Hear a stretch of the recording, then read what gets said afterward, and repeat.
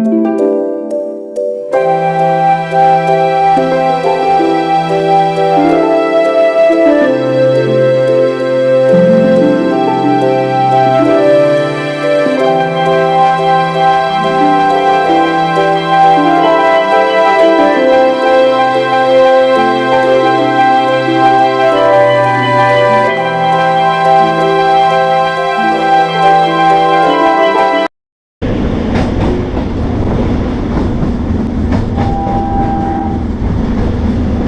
এই হচ্ছে বিভূতিবাগ স্টেশনের 1 নম্বর প্ল্যাটফর্ম। তো যেদিকে মাঝেরহাট এর দিক থেকে বেরিয়ে তোমরা এই যে এই ডান দিকে আছে ফেরি সার্ভিস, এখান থেকে তোমরা ফেরি করে হাওড়া চলে যেতে পারো।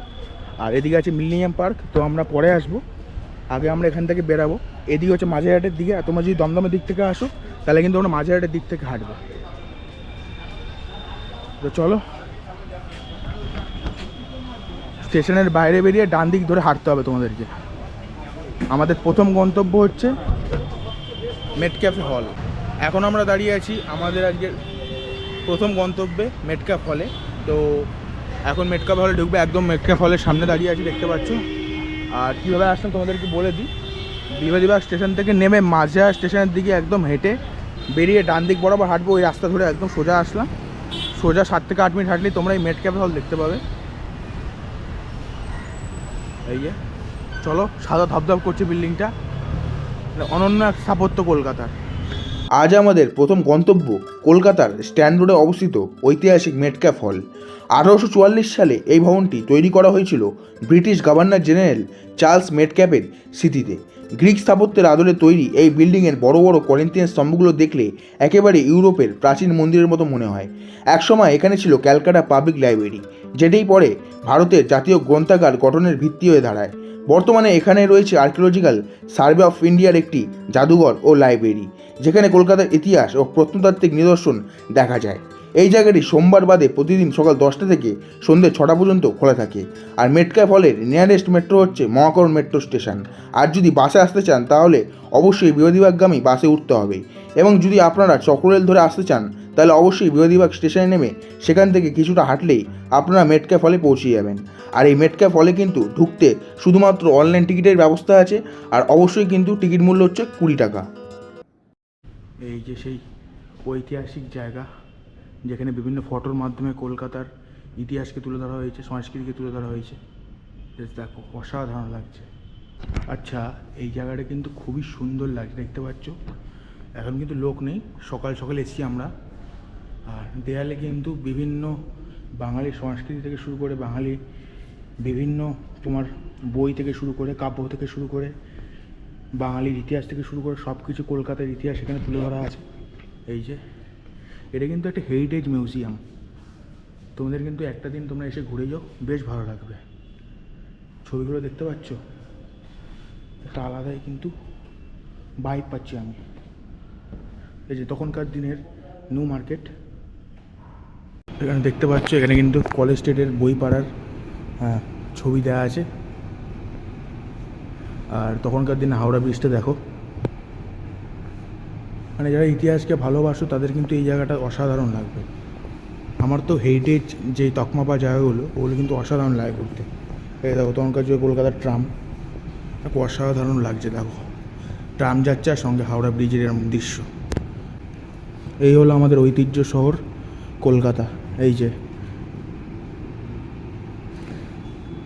এটা হচ্ছে পার্ক স্ট্রিটের ছবি, সব লেখা আছে, তোমরা চাইলে সময় নিয়ে পড়তে পারো। আচ্ছা, এইটা দেখতে পাচ্ছ, এটা কিন্তু সেন্ট অ্যান্ড্রুস চার্চ, যেটা কিন্তু মহাকরণ মেট্রো স্টেশনের সামনে অবস্থিত বিভূতিবাগ এরিয়ায়। এখান থেকে কিন্তু 10 মিনিট হাঁটা পথ। আর এই দেখো মা দুর্গার একটা মূর্তি, রং ছাড়া, কি সুন্দর লাগছে। মানে কলকাতা দুর্গাপূজা ছাড়া তো পুরোই অসম্পূর্ণ। সেই কলকাতার সব থেকে বিখ্যাত জিনিসটা কিন্তু এখানে রাখা হয়েছে, অসাধারণ। কলকাতা সম্পর্কিত মিউজিয়াম, তার মধ্যে মা দুর্গা থাকবে না, এটা তো হতেই পারে না। চলো, এই দিয়ে কিন্তু আমাদের বাঙালি কালচার, এই যে আমরা যে মাছ খেতে ভালোবাসি সেটা এখানে দেখানো হয়েছে। জাস্ট দেখো কাজগুলো, মুগ্ধকর। আর এখানে দেখো টোপর, এই টোপরটা আছে, এই জিনিসগুলো দেখতে এত সুন্দর লাগে। আর তার আগে চলো উপরে তোমাদের একটা ভিউ দেখিয়ে দিচ্ছি কলকাতা শহরের। তো এখন কিন্তু আমরা চলে এসেছি মেটক্যাফে হল থেকে। আজকে আমাদের দ্বিতীয় গন্তব্য পোস্টাল মিউজিয়ামে।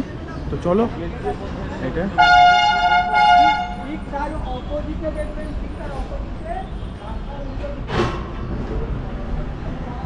পোস্টাল মিউজিয়াম ঘুরে আসলাম। ভিতরে কিন্তু ঘুরতে 10 মিনিটও লাগলো না আমাদের, তাড়াতাড়ি ঘুরে চলে আসলাম। আর এটা তোমরা দেখে যেতে পারো, মেটক্যাফে হল থেকে জিপিওর দিকে যাওয়ার সময় কিন্তু এই জায়গাটা দেখতে পাবে। সামনেই কিন্তু জিপিও, আর এই জায়গাটা কিন্তু পোস্টাল মিউজিয়াম নামে পরিচিত। আর এর ভিতরে কিন্তু কোনো রকম ফটো বা ভিডিও কিন্তু অ্যালাউ না, তাই জন্য তোমাদেরকে দেখাতে পারলাম না। তো চলো সামনের দিকে যাওয়া যাক, এই ক্যাফেটায় যাওয়া যাক। আর্কিটেকচার কিন্তু খুবই সুন্দর, দেখতে পাচ্ছ জিপিও। আর এই হচ্ছে জিপিওর মধ্যে দ্য পার্সেল ক্যাফে, একদম কিন্তু পাশাপাশি। পোস্টাল মিউজিয়াম আর জিপিও কিন্তু একদম পাশাপাশি। তো চলো, ঘুরতে ঘুরতে আমরা পৌঁছে গেছিলাম দ্য পার্সেল ক্যাফে, যেটা জিপিওর মধ্যে অবস্থিত। এই ক্যাফের অ্যাম্বিয়েন্স কিন্তু ভালো, কিন্তু আমরা নিয়ে নিয়েছিলাম চিকেন বার্গার। দাম পড়েছিল 75 টাকা, কিন্তু খুব একটা কিন্তু ভালো আমার লাগেনি।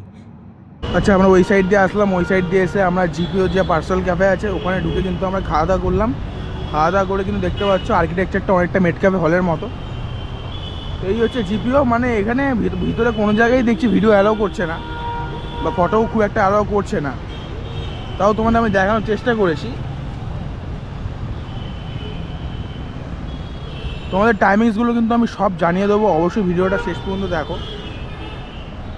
আমরা এখন এই সাইডে যাব। এই সাইডেই তোমার পড়ছে হচ্ছে আরবিআই মিউজিয়াম। আচ্ছা রাস্তার এপার থেকে কিন্তু জিপিওর খুব একটা সুন্দর ভিউ পাওয়া যাচ্ছে, দেখতে পাচ্ছ, খুব দারুণ লাগছে কিন্তু দেখতে।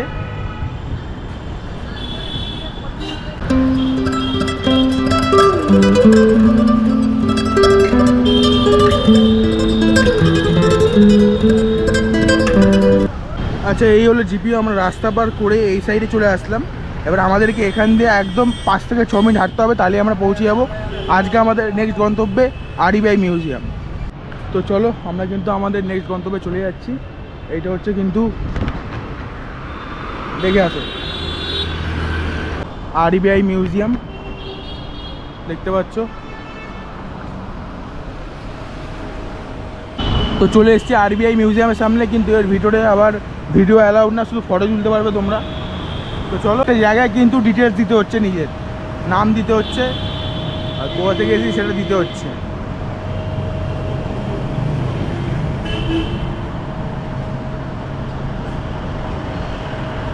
চলো ভিতরে ঢোকা যাক, তোমাদেরকে ছবি দেখাবো।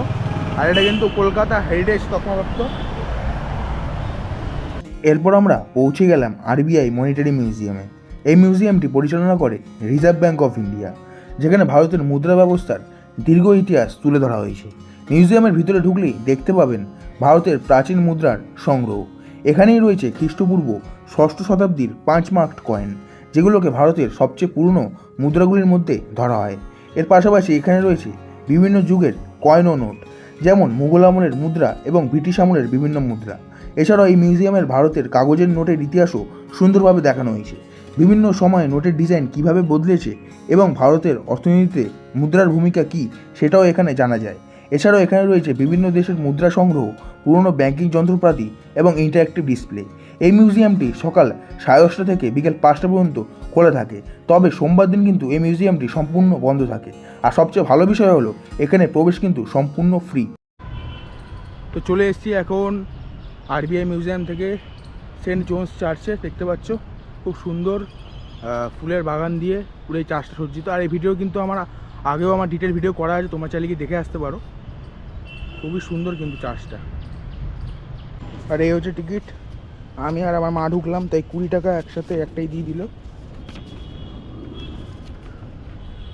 এই চার্চের ভিউটা দেখো এখান থেকে, অপূর্ব সুন্দর। জাস্ট উপরের কারুকার্য দেখো চার্চের, নিও ক্লাসিক্যাল ধাঁচে তৈরি এই চার্চ, তার সঙ্গে সুন্দর বাগানে সজ্জিত একটা অপূর্ব ভ্রমণীয় স্পট। স্থাপত্যের দিক থেকে কিন্তু অনেক সুন্দর। আর এখানে দেখতে পাচ্ছ বিভিন্ন রকমের ফুলে কিন্তু ভর্তি, জায়গাটা কিন্তু প্রচণ্ড সুন্দর। জাস্ট দেখো, জাস্ট চারিদিকে ফুলের বাগানগুলো দেখো, নতুন করে এগুলো আরও লাগিয়েছে, দেখতে পাচ্ছ। জাস্ট এক কথা অপূর্ব। এখান দিয়ে চার্চের গঠনটা কিন্তু আরও বেশি সুন্দর লাগছে। দেখো খুব সুন্দর আর্কিটেকচার। আর এখানে কিন্তু বাথরুমের ব্যবস্থাও আছে। আর এখানে কিন্তু জব চানক থেকে শুরু করে লেডি ক্যানিংয়ের সমাধিও আছে, দেখতে পাচ্ছ। এখানে কিন্তু খুব সুন্দরভাবে গার্ডেনগুলো আরও সাজিয়েছে। আর এখানে কিন্তু খুব সুন্দর মেনটেন করা হয় চার্চটাকে, দেখতে পাচ্ছ। আর মেটক্যাপ হলে কিন্তু এই চার্চের কিন্তু একটা ছবি ছিল। তো চলে এসেছি আমরা লেডি ক্যানিংয়ের সমাধি দেখতে পাচ্ছ। এই হচ্ছে লেডি ক্যানিংয়ের সমাধি। আর ভিতরটা দেখে আসলাম, বেশ এখন ফাঁকা আছে আর শান্ত, যেহেতু দুপুরবেলার সময়। আর দেখতে পাচ্ছ পার্কিং করার জায়গা ওইদিকে আছে। তো চলো, এই যে। আর দেখতে পাচ্ছ এখানে কিন্তু বসার জায়গা আছে। আর এটা হচ্ছে জব চান্নকের সমাধি। আর এই দিক দিয়ে গেলে তোমরা চলে যাবে হচ্ছে ব্ল্যাক হোল মনুমেন্টের দিকে। এই যে সোজা দেখতে পাচ্ছ, এই যে ব্ল্যাক হোল মনুমেন্টের সামনে একদম চলে এসেছি।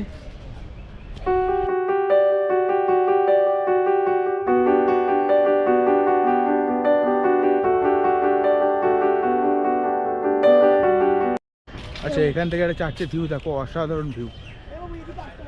এটা কিন্তু লন্ডনের একটা চার্চের অনুকরণে তৈরি করা। আর এখানে কিন্তু তোমরা বিভিন্ন ধরনের গাছ দেখতে পারবে, ফুল, বিভিন্ন ফলের গাছ। আর এই হচ্ছে তোমার যেটা বললাম জবচানকের সমাধি।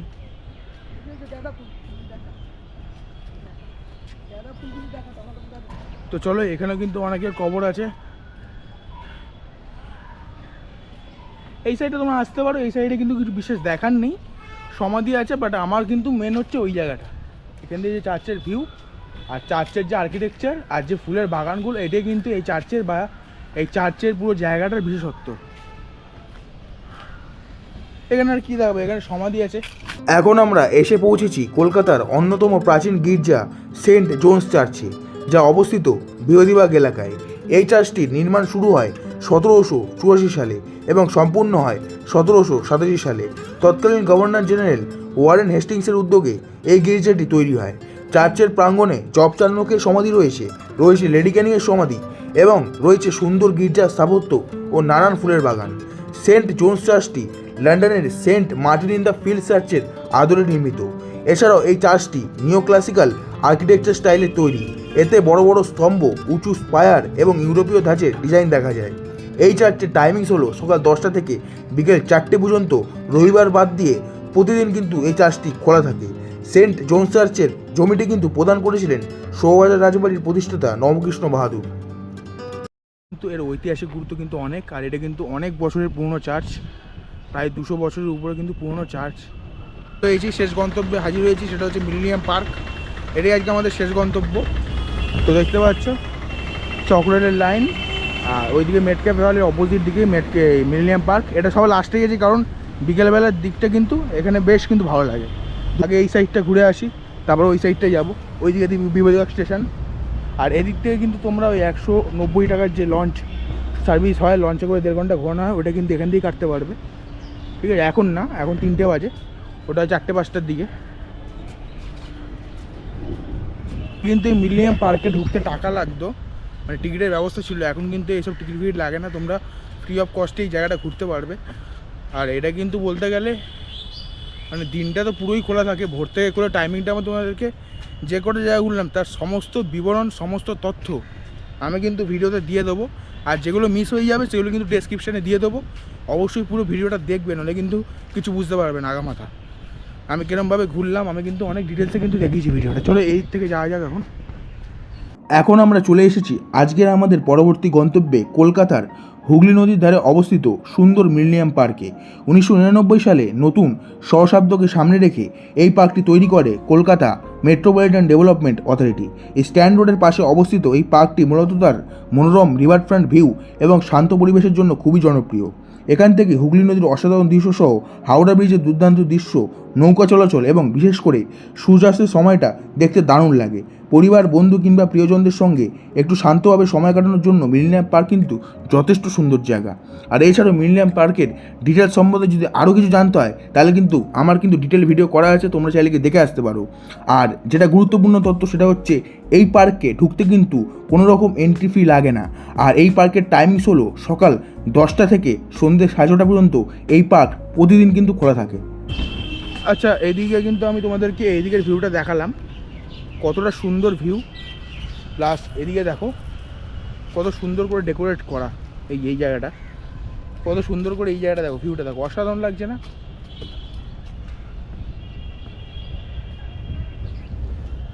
এই দেখো এখান থেকে ভিউটা দেখো, জাস্ট অপূর্ব।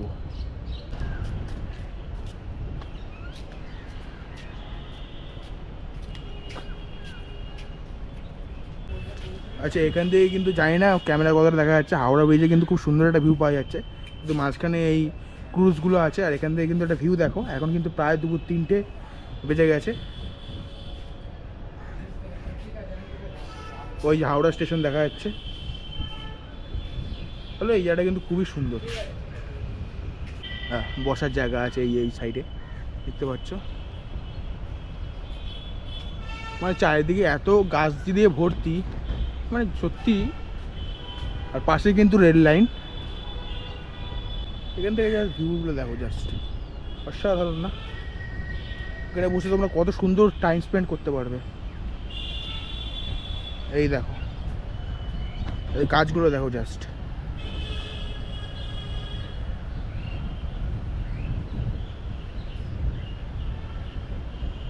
তো আমরা কিন্তু মিলেনিয়াম পার্ক 2 ঘুরে আসলাম ওদিক থেকে। এবার আমরা যাবো মিলেনিয়াম পার্ক 1। দেখতে পাচ্ছ এই হচ্ছে গেট। আর এখানে কিন্তু বিভিন্ন ধরনের খাবার দোকান আছে। তো চলো, এই যে মিলেনিয়াম পার্ক। আচ্ছা, আমরা মিলেনিয়াম পার্ক 1-এ চলে এসেছি, যেটা বিবাদীবাগ স্টেশনের একদমই পাশে। আর এখান থেকে কিন্তু হাওড়া ব্রিজকে আরও স্পষ্ট দেখা যাচ্ছে। আর দেখতে পাচ্ছি এখানে কিন্তু বসার জায়গাও আছে। সৌন্দর্যতার দিক থেকে কিন্তু মিলেনিয়াম পার্ক 2টা বেশি সুন্দর। এখান থেকে কিন্তু একটাই প্লাস পয়েন্ট, এই মিলেনিয়াম পার্ক 1 থেকে কিন্তু খুব সুন্দর একটা হাওড়া ব্রিজের ভিউ পাওয়া যায়, এটাই কি আর। আচ্ছা, মিলেনিয়াম পার্ক 1 থেকে বেরোলাম। এদিকে হচ্ছে বিবাদীবাগ রেলওয়ে স্টেশন, আর এদিকে কিন্তু হচ্ছে ফেয়ারলি প্লেস জেটি নাম্বার 2। চলো, রোববার বন্ধ থাকে, আজকে শুক্রবার। এখান থেকে হাওড়ার ফেরি ছাড়ে। আর এখানে বিভিন্ন চায়ের দোকান, খাবার দোকান পেয়ে যাবে। আচ্ছা, আমরা কিন্তু প্রবেশ করে গেলাম জেটি ঘাটে, দেখতে পাচ্ছ। এখান থেকে অবশ্যই তোমরা লঞ্চ যাত্রাটা করতে পারো মাত্র 6 টাকায়, ফেয়ারলি প্লেস থেকে, মানে বিবাদীবাগ থেকে হাওড়া। একদম সামনে, বেশিক্ষণ লাগবে না।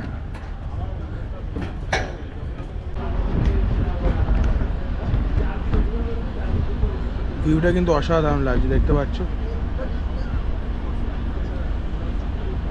মানে 6 টাকা দিয়ে তোমরা এত সুন্দর ভিউ এনজয় করতে পারবে। অবশ্যই কিন্তু এইদিকে আসলে এটা চাওয়ার চেষ্টা করবে, কিন্তু এটা রোববার দিন বন্ধ থাকে, এটা মাথায় রেখে আসবে। আর এখানকার কিন্তু বেশিরভাগ জায়গা রোববার আর সোমবারটা অ্যাভয়েড করে চলবে, কারণ রোববার আর সোমবারে বিভিন্ন জায়গা কিন্তু বন্ধ থাকে। আর লঞ্চ যাত্রা করতে পারবে না রোববার আসলে। এই রোববার আর সোমবারটা বাদ দিয়ে কিন্তু এই ভ্রমণটা করবে।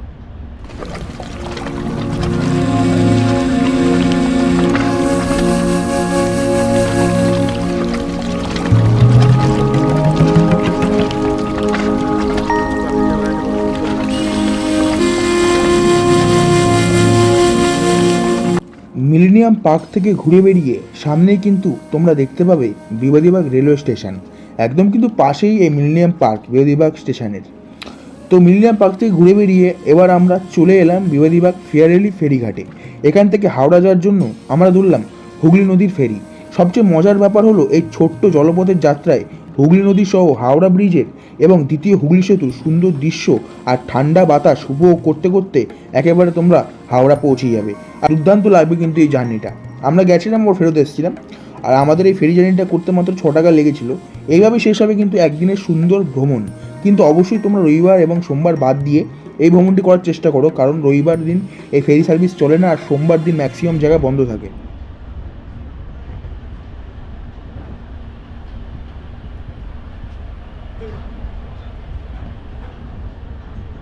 নৌকা ভেসে বেড়াচ্ছে, কত সুন্দর লাগছে ভিউটা।